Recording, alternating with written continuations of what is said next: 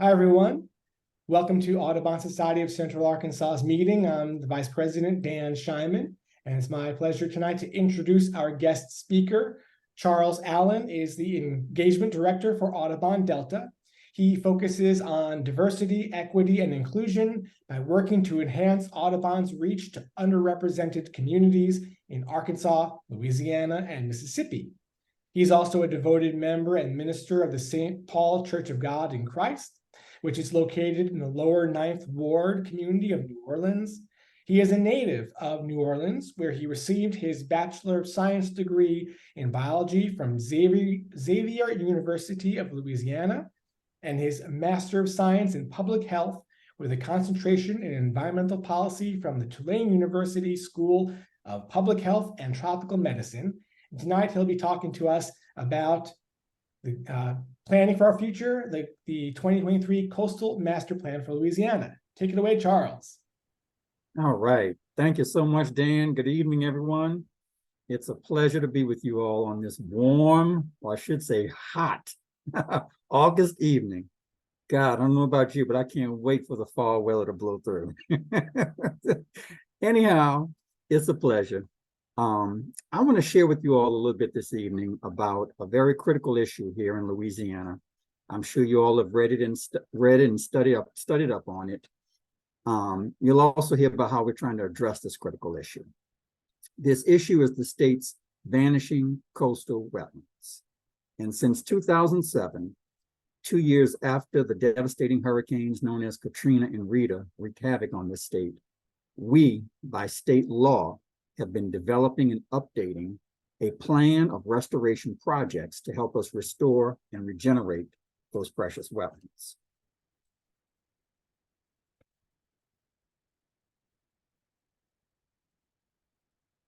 But first, here's a little bit about us, Audubon, in this region and what we've been doing in this area over the last decade.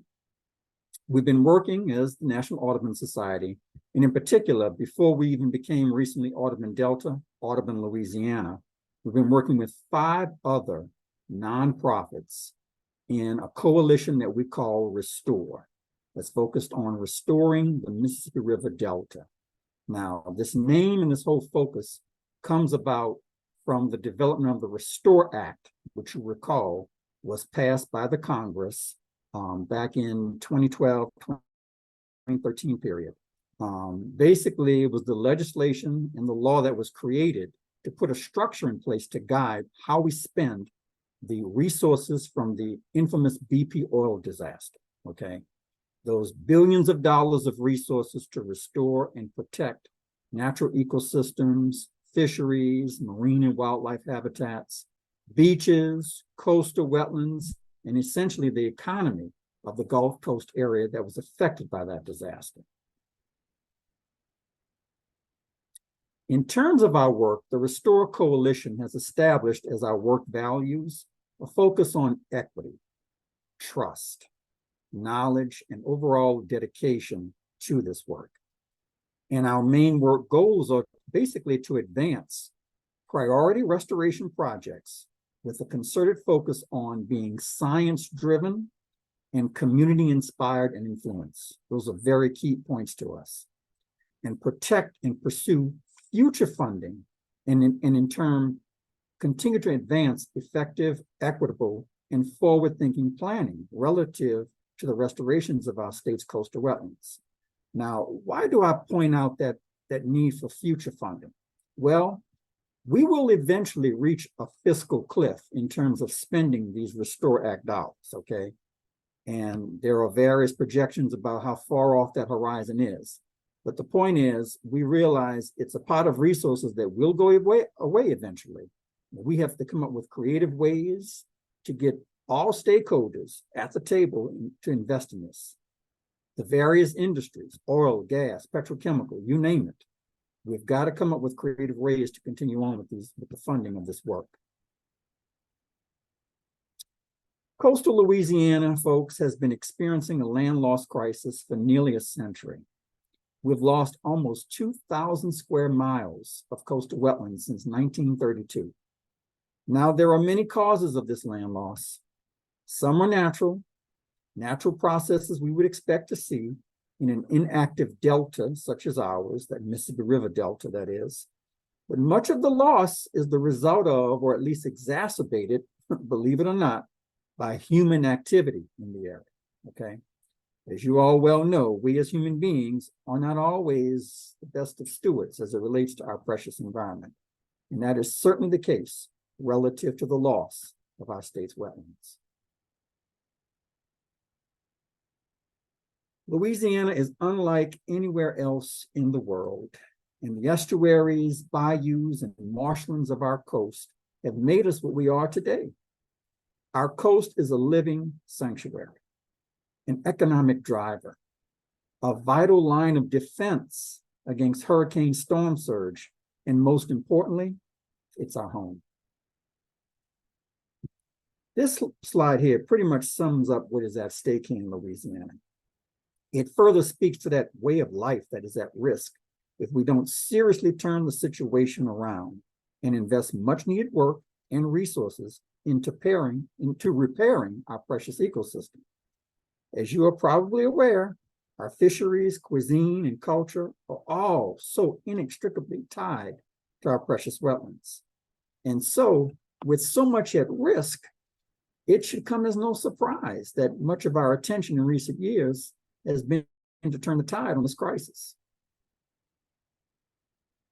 Now, what the plan is, the state's coastal master plan is, like I said, first developed in the aftermath of the devastating storms of Hurricane Rita. It's basically a conceptual list, if you will, okay? More than just a list, volumes of information that's also accompanies the list of what we call priority projects. But as of now, there's a total estimated cost of $150 billion over roughly the next 50 years.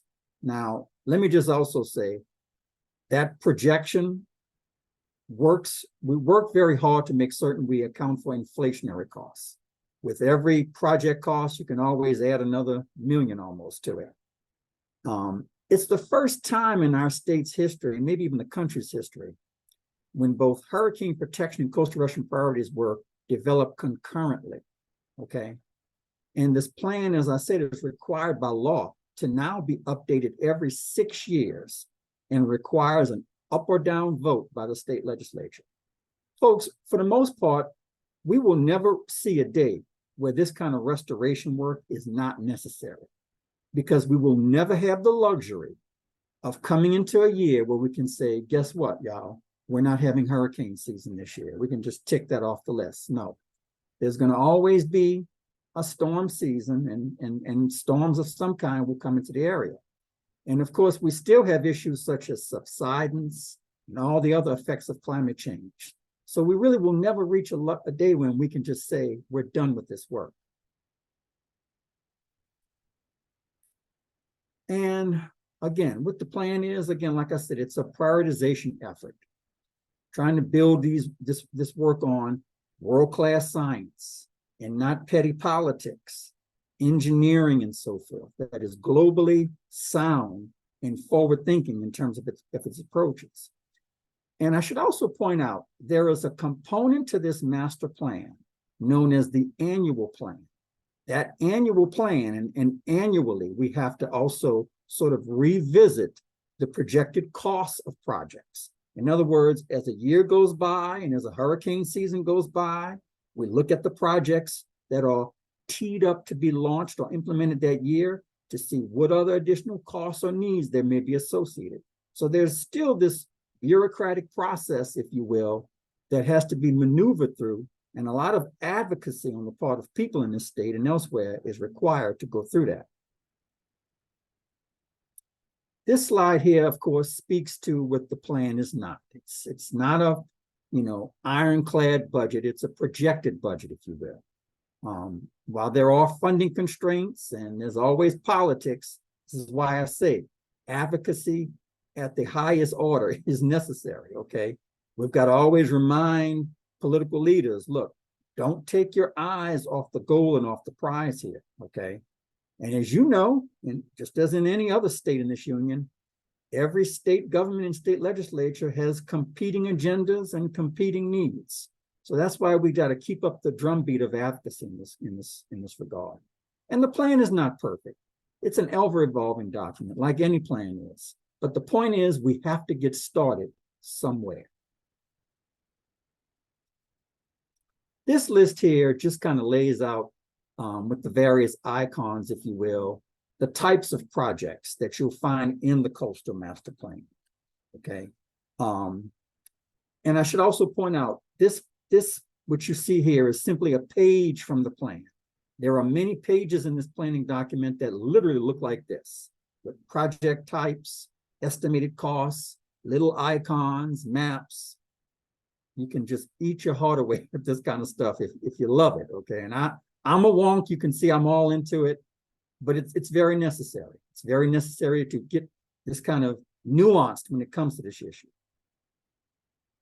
Again, this further breaks down the types of projects. Look at that first one there, diversions, $2.7 billion. Now, the reason why I want to highlight this one is because you may have followed in the news today, we here in the state had a major groundbreaking for what's known as the MID-BARATARIA sediment diversion project. Folks, this is going to be a signature project of this overall plan and planning process. What does this all entail? Well, diverting the Mississippi River sediment and the river itself into areas where the wetlands have been eroding and vanishing at alarming rates, okay? If you know the history of our delta and of this landscape down here, a major factor to why the wetlands over time have eroded is because with the leveeing and the storm surge protection around the city and in the areas down here, that's very necessary and put in place and maintained over many years by the Army Corps of Engineers. That system has basically cut off the natural flow of sediment from the river that would ordinarily go into these areas during the seasonal flooding seasons. And so there's a way of engineering, if you will, that sediment goes into an area where it's needed. And usually, let's face it, this would probably be at, let's say, peak high seasons, high river stage seasons, okay? So there's a method to the madness of getting that precious sediment into those wetlands. Dredging projects. This is kind of a smaller scale way of doing and getting river sediment into an area. Still very necessary, but the diversion projects are, you might say, the dredging projects at a larger scale. It's considered to be a game changer for how we do this restoration in the state. And then the other programmatic categories, the barrier islands, the small scale hydrologic restoration, oyster reefs. Yes, oyster reefs, as you all well know, provide a level of protection for us, and shoreline protection restoration as well. So this kind of a breakdown you see in the plan once you peruse it. This map here shows basically the Barataria Basin. It's the area where that MID-BARATARIA sediment diversion project would essentially be located, and the area where, over time, we look to see considerable accretion of wetlands in this area. Again, this is just another page from the planning document. Like I said, you'll see similar pages like this that talk about estimated costs, estimated restoration over time. But again, like I said, today, August the 10th, 2023, marks the groundbreaking for this very signature project. Shown here are the milestones as it relates to this project. Yes, as you can see, we've been busy. I mean, we've been busier leading up to this recent period, going back to December of 2022. But we're now at the stage now where we're ready to get this design and this project effort off the ground. And then let's say within the next 5 to 7 years, 10 years for sure, see some considerable accretion of wetlands in the area. This just gives you kind of a little sketch out of what the project would look like. You see up in the upper right-hand corner, the Mississippi River. Well, basically, we would allow river sediment and river itself to flow down this channel into the Barataria Bay, okay? Again, The river and the river sediment, it has basically given rise to this area in terms of its land over thousands of years. And man's engineering of the system down here and tinkering with it has put us back several decades in terms of this problem. Here's another colorful rendering of what that sediment diversion would look like. Construction phase. You know, let me just also say this, because I realize I'm talking to some avid birders here, okay? We recognize that as we do this kind of work, it enhances and also restores and repair habitat for birds and other wildlife, but then also, more importantly, human beings. Like I said, game-changing effort here. And here we are. Second quarter of this year, and now summer 2023.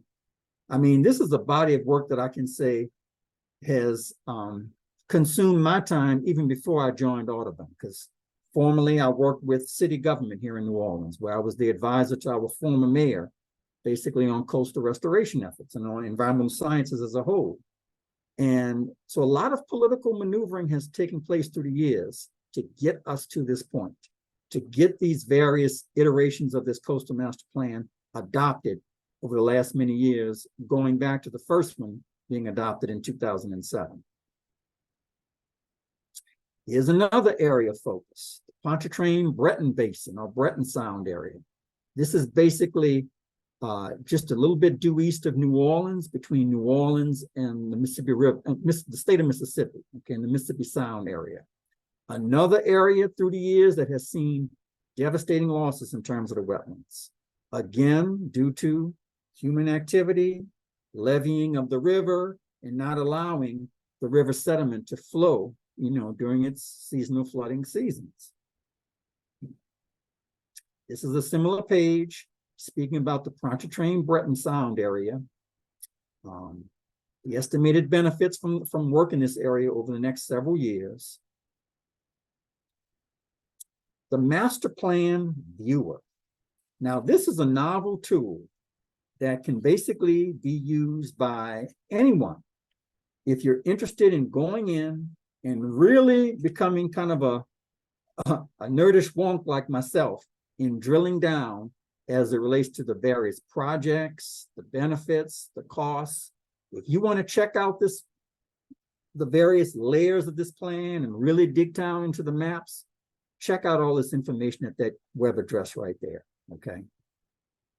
The state has dedicated a lot of resources and time, put a lot of people's attention over the last several years to really get up, if you will, or stand up in infrastructure that is this detailed as it relates to this plan.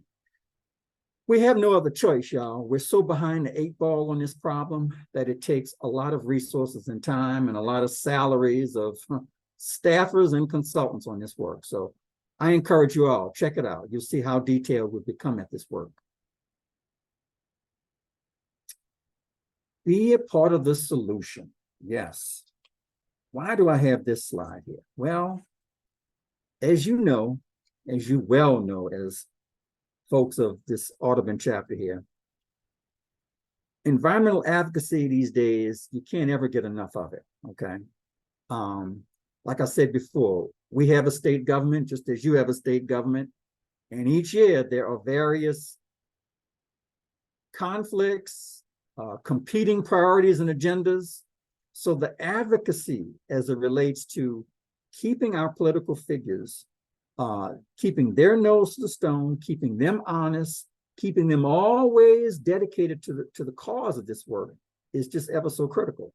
Now, we're now about to go into the fall season, and we're gonna have major statewide elections in October and November, and if there's a runoff in December, okay? Basically, governor's house, 50 to 60 state reps and senators, okay? I mean, a whole swath of new leadership is gonna come to take seats in the new year. A lot of these folks may not be all that educated and informed as it relates to this problem. That's where the advocacy comes in. In fact, I will share with you and you may be aware of this, we recently created an Audubon chapter on the campus of Xavier University, an organization known as Zula Go Green. They're a group of about a dozen students, okay? In fact, school's going to be starting within the next week on Xavier's campus, and new leadership for that organization is coming into play. Well, I wanted to just point out, back in November of last year, as we were moving this train along towards the development of the 2023 Coastal Master Plan, this student chapter, along with our other 5 organizations in that Restore Coalition, we put on a community meeting on Xavier's campus focused on getting input from residents and others to the state's Coastal Master Plan, okay? And so it was a way, you might say, of kind of getting the getting the students really engrossed in this work, getting them to have a really good feel for what advocacy looks like and how it's so necessary. Here are some pictures from that meeting, okay? We had over 50 attendees at this meeting. We had light refreshments, and the state allowed us to work with them to put on about 10 of these along southern Louisiana. So from east to west of the state, we had similar community meetings during last summer and fall, and some even went into the winter months of this year. All of this was geared towards the development of this year's 2023 Coastal Master Plan, which thankfully was adopted by our state legislature during the recent legislative session unanimously and signed by the governor into law, okay? Advocacy is so necessary. And so I encourage you, if you're interested in contacting me directly, learning more about this work, sharing your thoughts and ideas on what you feel could be done, and maybe we can even talk about some other collaborative efforts. There's my contact information there. And I also have there the web address for the state's Coastal Master Plan. I thank y'all so much for your time and attention. And are there any questions from you? Thanks, Charles. Again, a reminder, feel free to type your questions in the chat, or you can take yourself off of mute if you want to ask a question of Charles. And I'll just emphasize what Charles said. We have multiple Audubon Delta staff who are dedicated to the Mississippi River Delta Coalition that are working on advocacy and outreach. They do day in and day out. So Audubon's really involved in this process and been focused on it for a number of years. And I think it's obviously paying off, but the work continues. And I think, Charles, Yes, it's really good that you really seem to focus more on the economic and cultural resources that are at stake, right? You didn't really say X number of bird species are at risk and X million acres of habitat are going to be lost. It was more like all these jobs, all these resources, the way of life for all these people. And that's probably the better way to sell it for a lot of Louisianans, especially the legislators. No, definitely. It's a good point. It's a real salient point too. As I'm sure you all experience in the work that you do, you can't always reach people by talking to them about birds. And I'm not minimizing the importance of birds, especially with political folks, okay? Now there are a few, look, let me just say there are exceptions to every rule, but more times than any, when we point out, and it's not very hard to point out, because look, let me tell you, during this time of the year, folks, as we are further getting through these hot days of August and on into September, you know, we're going into peak hurricane season. And we've had, unfortunately, a number of devastating storms in the last few years. We had Hurricane Ida 2 years ago. So all that's kind of still fresh on people's minds. And as you also heard, another thing we're dealing with down here, the lack of being able to ensure life down here along the Gulf Coast. Okay. People are really being priced out of this situation here. In fact, before this recent legislative session, we had to have a special legislative session just to address the insurance crisis in our state. Big issue. Big issue, yeah. Any other questions, any comments, any thoughts? I welcome them. Feel free to take yourself off mute. I guess another question, Charles, is maybe not just with the work that's been done with this master plan, but previous coastal restoration work. You can spend millions of dollars on a project. Can that stuff get easily be undone by a single hurricane? Great point. Yes, that's another reason why I said earlier, we kind of won't ever reach a point where we can just say we're done with this work. Because of the dynamic nature of the ecosystem, okay? And like I said, every year we'll have a hurricane season. Every year there'll be some aspect of the environment, and we're seeing, of course, sea level rise is another thing we got to take into account. As we implement and do work, we find that sometimes we have to go back and, let's say, touch up the work or redo it again. And again, like I said earlier, we're so far behind the 8 ball on really addressing this, okay? We had a chance 20 plus years ago, I want to say in the early 2000s. Some of you all may recall this. When George W. Bush was president, and we had still Senator John Breaux in the US Senate from Louisiana. We had a chance to make a major investment of federal dollars in this kind of work. Unfortunately, the measure that was being proposed failed. I'm talking early 2000s, okay? And then Katrina and Rita hit in 2005. Now, it's sad that we as human beings sometimes only wake up after a disaster has happened, okay? Yeah. But ever since then, I think, you know, when you get enough devastation to come your way, it's fresh on people's minds. And so you might say everybody is scared out of their wits and out of their seats to really address this annually. But thankfully, the focus and attention is what it is. But I can't ever forget that how in the early 2000s, there was a chance to make a major investment. There was a chance to really stand up some of the industries in our area, oil and gas, petrochemicals, and the efforts failed during that early period. Well, you'd think that the risk of the legislator voting no on a renewal of the plan would be minimal, but I guess memories are short, eh? So you gotta constantly advocate. Yeah, we do. And as y'all know, you know, in your neck of the woods, there's always something where you feel like, you know, we can't ever get enough work done in terms of advocacy to remind people, especially when you get incoming legislatures, the freshman legislators, okay? Because they're coming in with, you know, ideas of their own. And look, and a lot of them will appreciate when we come to them and say, look, can I have a little come to Jesus moment with you around this problem? Because they'll recognize, gee, I don't know all that I need to know about it, you know? In fact, I'll share this with you all.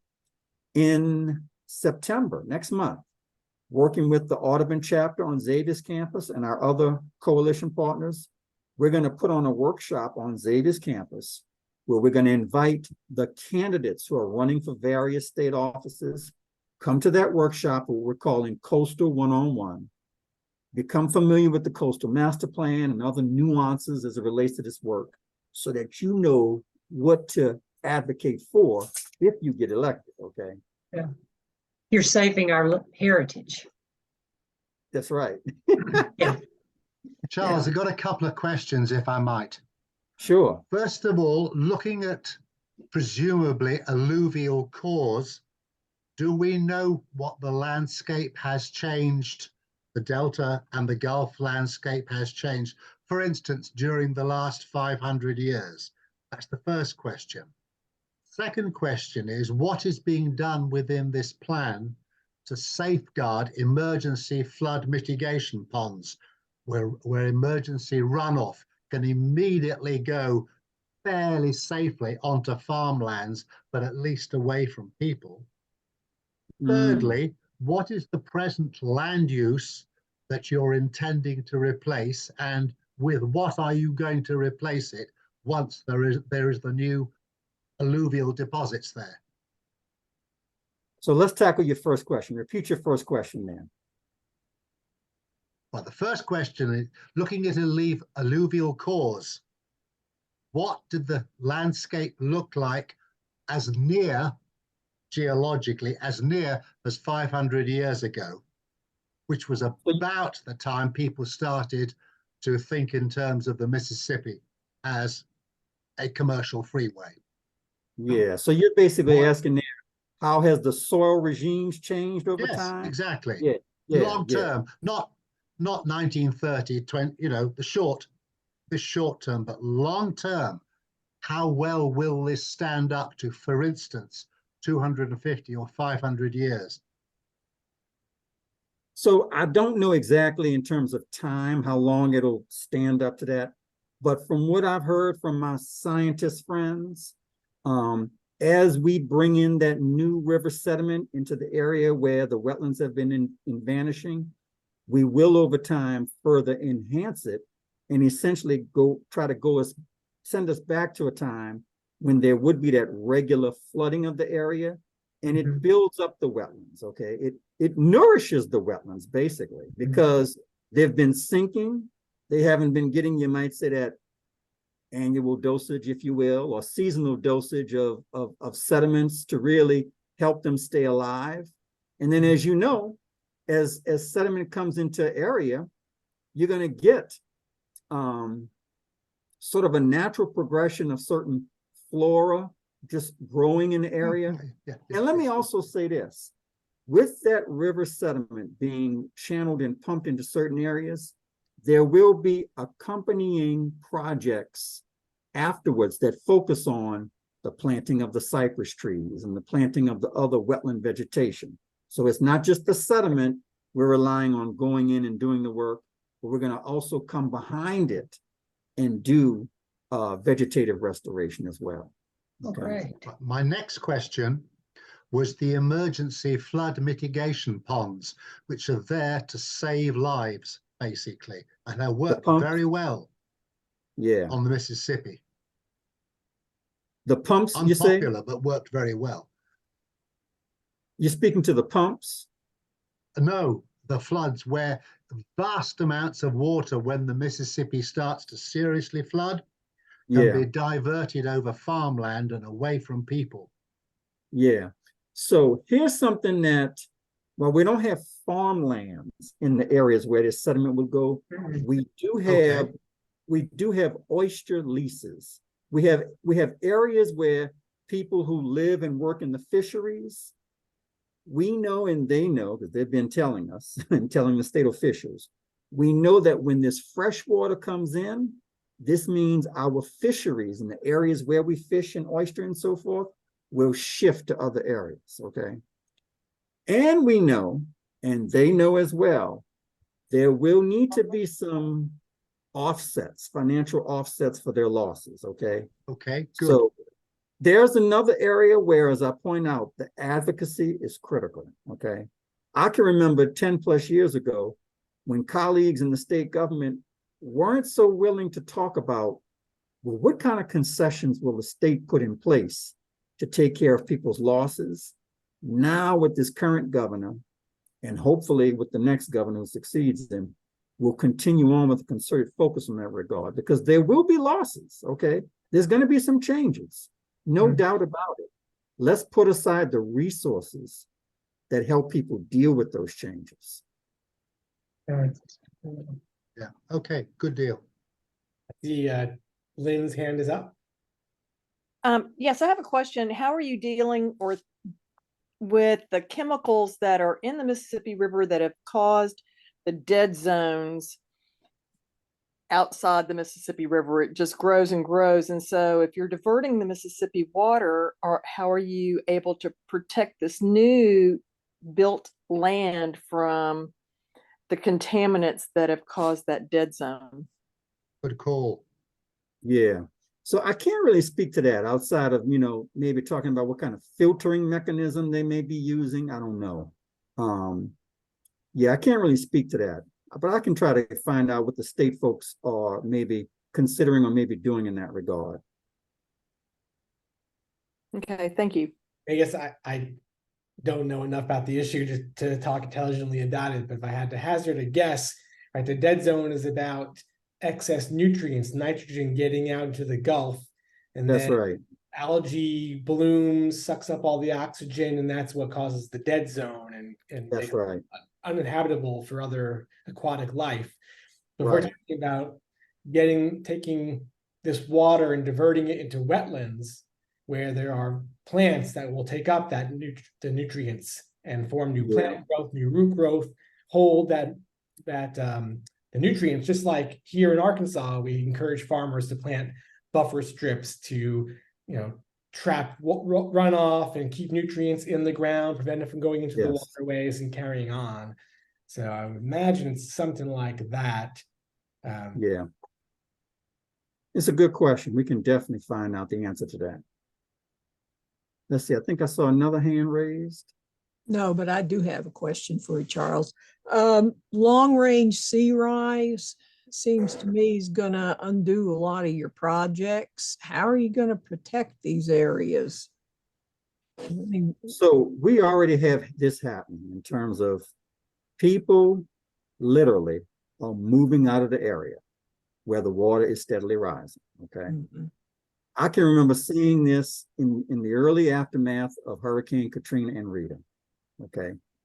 That over time, as the water is rising and people are just sick and tired of living on the edge and facing this crisis the way we've been facing it, people are going to have to make a migration. Here's an interesting set of conversations that have happened in this state over the last couple of years, okay? That were conversations that no one wanted to have, let's say 5, 7, and 10 plus years ago. We've been literally saying to folks, look, here are the dangers, here are your vulnerabilities, but here are some resources that perhaps government can offer you to make a move to higher ground, okay? Tough conversations, okay? But they're happening, okay? They're happening. And that right there is not a perfect plan, if you will. That's not a perfect thing that we're able to always offer people. But there are some people who are making that tough choice because, yeah, they're literally living out in the water in some areas, okay? And the water is not far off, okay? And they're making the tough choices to move. well, yeah, we got a lot of Katrina refugees live up here in Little Rock, never went back home. But I was more interested in all the engineering that you're doing along the shoreline. You're going to build up the marshes and stuff, but ultimately, are they not going to get flooded? Is the water not going to continue to rise? And you're doing all this work, but how are you going to protect the work that you're doing over time? Keep this in mind. Remember, I had that slide that talked about there are various projects. Like there's not one be all and end all of a project, but there are various types of projects. Each of those projects, you might say, represents a line in the multiple lines of defense in terms of what this is going to provide. So you got oyster reefs, you got barrier islands, you got work along the shoreline, you got wetlands restoration projects, you got the river diversions or the river sediment projects. So you got a whole swath of projects. Some will be implemented more in certain areas than others. But the point of it all is we got to take many different approaches to addressing all of this, okay? Which is why I said there'll never be a day, y'all, when we probably can say we're done with this work, okay? There'll never be a day.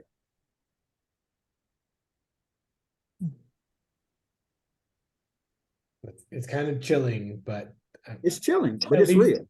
But you got to do the work, and I'm glad that there are folks like you, Charles, that are dedicated to doing the work, because you can have your entire career based upon implementing that plan for sure. Yes, Yeah. that's great.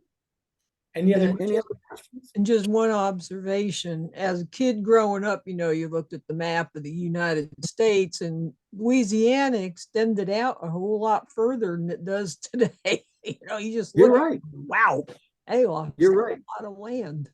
You're right. There have been some Google Maps, not very old, okay? Let's say about 5 or 7 years ago, that showed wetlands in an area. And but people are going out today and guess what? It's all open water. It's open water. We don't have inaction is not a good option for us. You know, we have to take action, and it's got to be ongoing 24/7. We can't ever take our foot off the pedal here with this work. I tried to enter some historical data into eBird from an island in Louisiana that doesn't exist anymore. Yeah. It's chilling, you know, but it's real, and yeah, we have no choice but to do what we're doing. Other questions? Well, Charles, before you go, why don't you tell us a bit about the upcoming Audubon Leadership Conference, since you're one of the planners for that? So let me ask you all, have you all been keeping up with any messages from Audubon that has gone out in recent weeks about the 2023 Leadership Conference taking place in Estes Park, Colorado? Okay. So if at all possible, I encourage you all, especially the leadership of your chapter, to attend this meeting.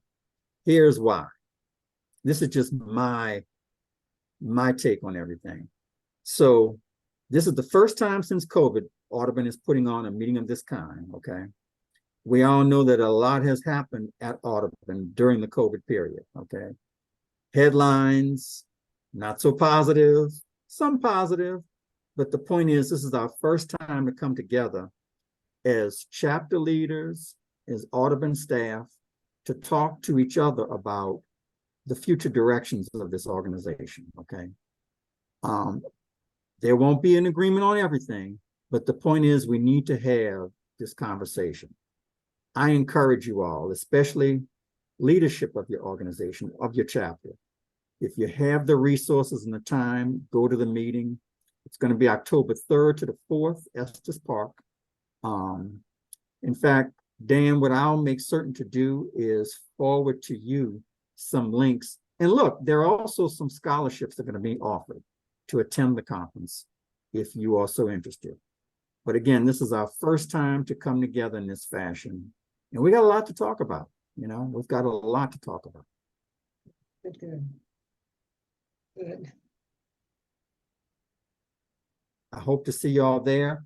I'm going to be bringing maybe a couple of the chapter leaders from Audubon's chapter at Xavier University to the conference as well. So Fantastic. it's a chance for us to bring these younger campus chapters into this work, you know? Yep. Good. Very good. Thank you. Well done. Thank you. Thank you, Charles. No, thank you all. Folks, it's been a pleasure. It's been a pleasure. Looking forward to seeing you all in person at some point too, okay? Keep up the great work. Thank you. Same to you all. Thank you.